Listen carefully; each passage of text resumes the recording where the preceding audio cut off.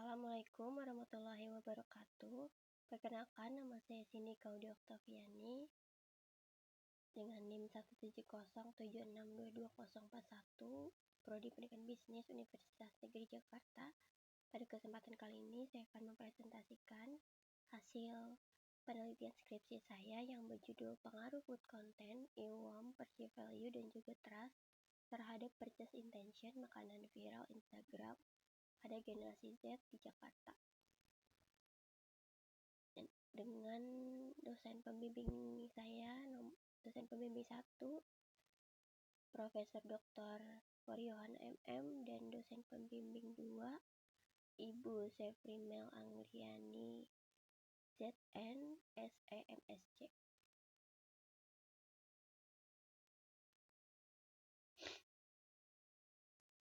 Saya akan mulai dari bab 1, yaitu pendahuluan. Dimulai dari latar belakang. Dengan fenomena utama penetrasi internet di Indonesia telah mencapai 80,66% dengan generasi Z sebagai pilar adopsi gaya hidup serba digital. Kemudian 80% pengguna melakukan riset produk secara daring sebelum melakukan pembelian. Kemudian dominasi Instagram sebagai media sosial, di mana pengguna media sosial mencapai 180 juta pengguna.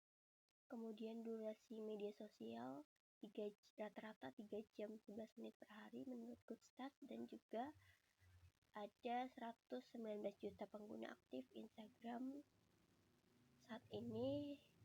Kemudian Instagram merupakan platform paling mempengaruhi keputusan pembelian 47% generasi Z menurut statista.com. Dan juga platform visual nomor 1 yang mendorong keputusan konsumsi generasi Z, di mana tren kuliner meluncur pesat lewat visual estetik atau disebut food porn.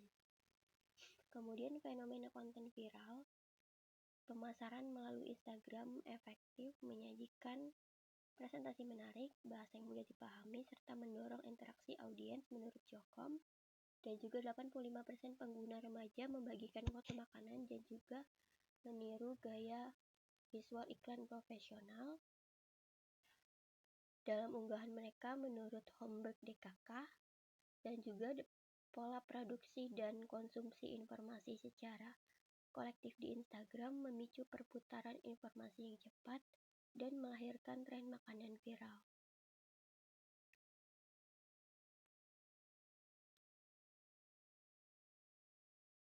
Kemudian masuk ke masalah variabel X1, yaitu food content, di mana food content berfungsi sebagai pemicu awal ataupun stimulus dalam membentuk ketertarikan konsumen menurut Aini Sweet. Kemudian kualitas food content dievaluasi berdasarkan indikator akurasi, relevansi, dan juga keringkasan informasinya menurut Lee et al.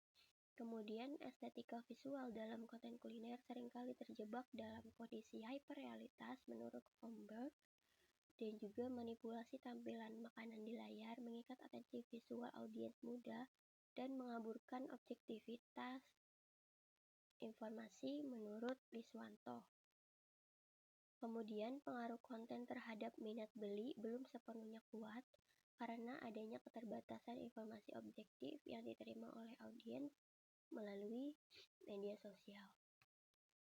Selanjutnya, masalah dari variabel IWOM adalah konsumen memanfaatkan ulasan pengguna lain sebagai sumber informasi sekunder untuk memverifikasi klaim visual dalam konten makanan. Namun muncul krisis kredibilitas di mana ulasan pihak ketiga dicurigai memiliki konflik kepentingan komersial dan juga kurang transparan.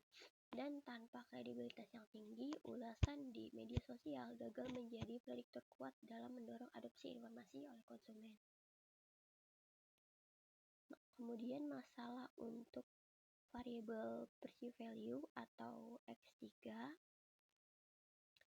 adalah yang pertama ketidaksesuaian antara ekspektasi visual dengan pengalaman aktual produk yang menyebabkan penurunan penilaian manfaat oleh konsumen. Kemudian kesenjangan kualitas produk seperti tekstur yang keras ataupun porsi yang tidak memadai berpotensi menghambat munculnya minat beli konsumen. Dan yang terakhir, konsumen melakukan evaluasi mendalam terhadap nilai yang dirasakan sebelum memutuskan untuk memunculkan niat beli. Kemudian yang terakhir adalah masalah yang muncul untuk variabel trust. Sebanyak 65% konsumen cenderung menghentikan hubungan mereka dengan merek setelah mengalami pengalaman yang buruk terkait kualitas produk. Menurut Consumer Gravity dan juga kepercayaan publik terhadap tren makanan menjadi rusak akibat kualitas konten yang buruk dan juga ulasan yang kontradiktif, sehingga trust menjadi determinan yang krusial dalam lingkungan digital yang menentukan apakah promosi akan berlanjut kepada minat beli atau hanya menjadi perhatian semata saja. Kemudian untuk penelitian dan juga kebaruannya adalah karakteristik dan kegunaan informasi food content terbukti menjadi pendorong utama minat beli menurut Nanduani dan juga Lee et al. Namun, studi lain menemukan bahwa konten seringkali hanya menjadi hiburan visual tanpa memicu tindakan pembelian yang nyata. Menurut Salsabila dan Haryanto dan juga Riswanto et al. Poin yang kedua adalah penelitian terdahulu mayoritas masih meneliti konten pemasaran umum dan belum menyoroti karakteristik spesifik food content yang secara visual mendominasi tren makanan viral. Dan untuk poin yang ketiga adalah masih terbatasnya penelitian yang mengintegrasikan antara food content, IWOM, perceived value, dan juga trust secara bersama-sama untuk menguji pengaruhnya terhadap purchase intention tanpa variabel mediasi. Kemudian untuk pertanyaan penelitiannya adalah apakah food content, IWOM, perceived value, dan trust berpengaruh positif dan signifikan terhadap purchase intention? Dan untuk tujuannya adalah menguji pengaruh keempat variabel tersebut terhadap minat beli produk makanan viral secara empiris. Dan manfaatnya adalah dapat memberikan kontribusi teoritis bagi pengembangan ilmu manajemen pemasaran mengenai model perilaku konsumen berbasis SOR, serta memberikan kontribusi praktis bagi pelaku usaha kuliner dalam merancang strategi konten dan membangun kepercayaan konsumen di media sosial. Kemudian lanjut ke bab 2 yaitu kajian pustaka. Untuk teori pendukungnya adalah model SOR yaitu stimulus, organism, dan juga respons, di mana stimulus di sini adalah variabel X1 food content dan juga X2 IWOM sebagai rangsangan eksternal. Untuk organismnya adalah variabel perceived value atau S3 dan juga trust sebagai S4 sebagai proses evaluasi internal, dan juga respons yaitu purchase intention variabel Y sebagai hasil evaluasi. Dan juga ada beberapa penelitian terdahulu. Kemudian untuk kerangka penelitiannya adalah secara langsung dari X1, X2, X3, S4 langsung ke Y. Kemudian untuk hipotesisnya ada 4 yaitu food content berpengaruh positif dan signifikan terhadap purchase intention, kemudian IWOM, kemudian perceived value, dan juga trust. Untuk bab 3-nya metode penelitian, desainnya menggunakan pendekatan kuantitatif dengan metode kausal asosiatif untuk menguji hipotesis dan juga membangun hubungan sebab akibat antar variabel secara objektif. Kemudian sampelnya adalah menggunakan teknik purposive sampling dengan kriteria Gen Z di Jakarta yang aktif menggunakan Instagram dan juga pernah terpapar konten makanan viral. Kemudian untuk alur penelitian ini dirancang menggunakan model pengaruh langsung atau direct effect antar variabel tanpa melibatkan efek mediasi ataupun moderasi. Dan desain ini dipilih untuk mengisolasi dan juga melihat kontribusi real setiap variabel independen terhadap purchase intention secara individual. Kemudian juga dilakukan uji coba instrumen terhadap 30 responden sesuai kriteria sampel minimal menurut Sugiono. Dan untuk teknik pengumpulan data, itu skala pengukurannya adalah skala Likert 6 poin untuk mengurangi bias jawaban tengah, dan juga pengumpulan data dilakukan melalui survei dengan menyebarkan kuesioner secara mandiri kepada responden melalui Google Form untuk mendapatkan data primer yang akurat. Kemudian di sini ada definisi konseptual dari masing-masing variabel. Juga ada definisi operasional dari masing-masing variabel, yaitu indikator-indikator dari masing-masing variabel. Kemudian ada teknik analisis data. Tahap pengujiannya ada yang pertama adalah analisis deskriptif, yaitu memberikan gambaran awal mengenai kondisi dan juga memberikan gambaran awal mengenai kondisi data sebelum dilakukan analisis lanjutan. Kemudian ada outer model, yaitu evaluasi validitas konvergen dan juga diskriminan serta reliabilitas konstruk. Kemudian ada inner model yang termasuk uji R-square, uji F-square, uji Q-square, dan juga uji multikolinearitas. Dan yang terakhir ada PET koefisien dan juga hipotesis untuk melihat arah dan juga besarnya hubungan antar variabel serta menentukan signifikansi antar variabel melalui prosedur bootstrapping. Dan teknis analisis data yang digunakan adalah SAMPLS dengan bantuan perangkat lunak Smart PLS. Kemudian masuk ke bab 4, yaitu hasil dan juga pembahasan. Untuk hasil pilot test kepada 30 responden dihasilkan nilai outer loading yang semuanya di atas 0,70, yang mana artinya untuk semua pernyataan tersebut valid. Kemudian untuk nilai AV-nya juga semua menghasilkan nilai yang di atas 0,5. Kemudian untuk crown batch alpha dan juga composite reliability-nya juga di atas 0,7. Kemudian untuk hasil dari sampel utama, profil responden dihasilkan generasi Z di Jakarta yang dominan perempuan 82% dan juga laki-laki 18%. Kemudian untuk statusnya, mayoritas adalah mahasiswa 75,3% dan juga pelajar SMP atau SMA sebanyak 17,3%. Dan juga untuk rata-rata pengeluarannya mayoritas di 1 juta sampai 3 juta sebesar 46,7% dan di bawah 1 juta sebesar 40%.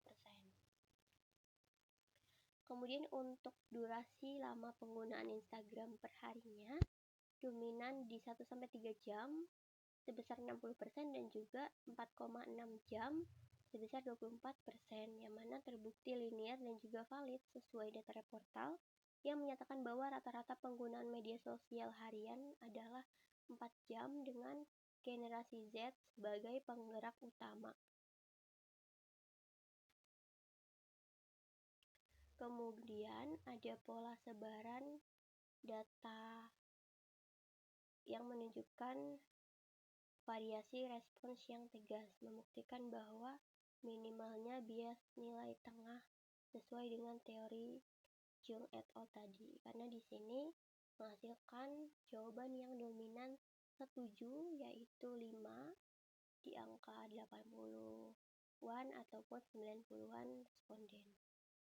Kemudian untuk hasil uji outer model, uji validitas konvergennya untuk semua pernyataan di kuesioner adalah valid karena di atas 0,70. Kemudian untuk nilai AV-nya juga semua di atas 0,5 dan juga crown batch alpha dan juga composite reliability-nya juga baik sehingga menghasilkan variabel ini dinyatakan valid dan juga reliable. Kemudian untuk uji validitas diskriminannya atau melalui nilai HTMT, semua variabel berada di bawah 0,8, yang artinya hubungan antara variabel ini dinilai konsisten, namun terdapat satu nilai yang di atas 0,8 yaitu food content dan juga IWOM, yang karena memang food content dan IWOM ini adalah sebuah hasil perilaku konsumen digital yang tidak bisa dipisahkan, sehingga agak memiliki kemiripan dari jawaban responden. Kemudian untuk hasil uji inner model dari S-square-nya juga 0,369, yang mana artinya nilai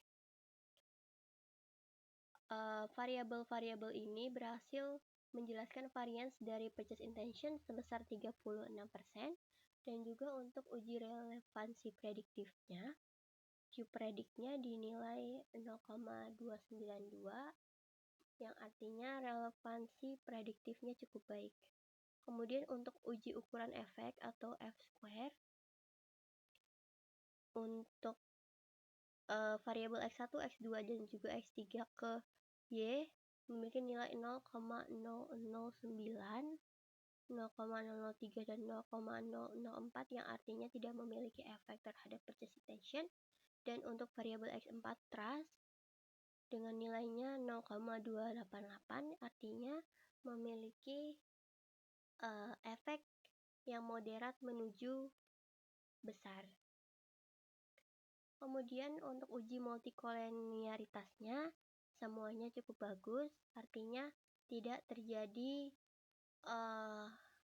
penyimpangan antara variabel. Kemudian untuk uji koefisien dan juga hipotesis, untuk keempat variabel ini menghasilkan bahwa variabel X1, X2, dan juga X3 hipotesisnya ditolak, dan juga untuk variabel trust terhadap purchase intention dengan nilai p-value 0,000, yang artinya adalah hipotesisnya diterima. Masuk ke bab 5 yaitu penutup. Elemen stimulus X1 dan X2 secara kesimpulan serta X3 juga tidak dapat memicu respon secara mandiri tanpa adanya kematangan trust ataupun X4 sebagai filter yang mutlak. Karena di sini untuk nilai hipotesis 1, hipotesis 2, dan juga hipotesis 3 ditolak, sedangkan hipotesis 4 yaitu trust berpengaruh positif dan juga signifikan terhadap minat beli sebagai elemen pemegang kendali utama yang mampu mereduksi risiko transaksi digital. Untuk implikasi penelitiannya ada implikasi teoritis, yaitu rekonstruksi model SOR, kemudian pergeseran paradigma konsumen, dan juga kelemahan pemasaran konvensional. Untuk implikasi praktisnya adalah pergeseran strategi pemasaran, pilar kejujuran, pendekatan konten edukatif, dan juga kredibilitas influencer. Kemudian untuk keterbatasan penelitian ini, objeknya terlalu umum, di mana penelitian hanya berfokus kepada kategori makanan viral secara umum, tanpa memberikan karakteristik spesifik antara minuman, makanan berat, ataupun cemilan, ataupun brand atau merek tertentu. Kemudian untuk wilayahnya juga terbatas, pengumpulan data hanya terbatas di DKI Jakarta, serta belum bisa merepresentasikan perilaku Gen Z di wilayah suburban atau kota sekunder lain. Dan yang ketiga adalah variabelnya yang terbatas, di mana hanya menggunakan 4 variabel efek langsung dan belum mengeksplorasi faktor lain seperti FOMO, kredibilitas influencer, ataupun algoritma platform. Dan untuk rekomendasi penelitian, yang pertama spesifikasi objeknya, di mana peneliti selanjutnya disarankan memisahkan objek penelitian ke dalam rumpun yang lebih homogen, seperti minuman kekinian, makanan berat, ataupun cemilan, ataupun brand spesifik. Kemudian untuk perluasan wilayah, ruang lingkup geografis sebaiknya diperluas ke area suburban Bodetabek ataupun kota lainnya untuk menguji konsistensi model pada karakteristik sosial ekonomi berbeda. Yang terakhir adalah pengembangan variabelnya. Perlu dikembangkan dengan menambahkan variabel psikologis dan juga teknologi seperti FOMO, source credibility ataupun ketertarikan di media sosial. Baik, cukup sekian presentasi dari saya terkait penelitian skripsi saya. Mohon maaf apabila ada kesalahan. Wassalamualaikum warahmatullahi wabarakatuh.